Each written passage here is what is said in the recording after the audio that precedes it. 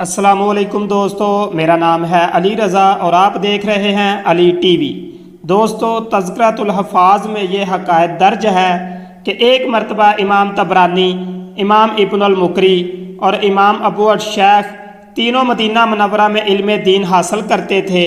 ایک مرتبہ ان پر فاقہ مستی کا دور آیا، روزے پر روزہ رکھتے رہے، مگر جب بھوک کی شدت نے بالکل ہی نڈال کر دیا تو تینوں نے نبی کریم صلی اللہ علیہ وآلہ وسلم کے روضہ انور پر حاضر ہو کر فریاد کی، یا رسول اللہ الجوع، آقا بھوک۔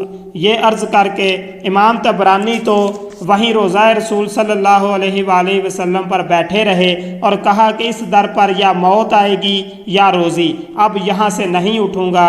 حضرت ابن المقری اور حضرت ابو الشیخ اپنی قیام گاہ پر واپس تشریف لے آئے۔ تھوڑی دیر کے بعد کسی نے دروازہ کھٹکھٹایا۔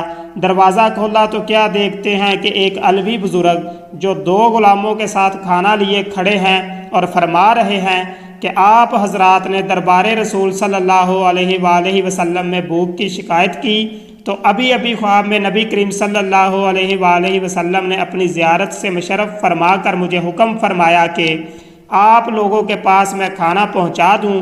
چنانچہ جو کچھ بر وقت مجھ سے ہو سکا حاضر کر دیا ہے، آپ حضرات قبول فرمائیے۔ دوستو، دیکھا آپ نے ہمارے اسلاف حصول علم کی خاطر کس قدر تکلیفیں برداشت کرتے تھے۔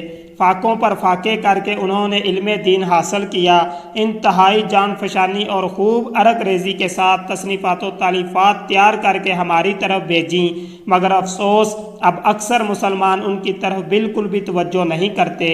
ان بزرگوں کو سرمایہ آخرت کی طلب اور لگن تھی، اور آج کے مسلمانوں کی اکثریت کو صرف دنیا کا دن یعنی مال و دولت کمانے کی دھن ہے۔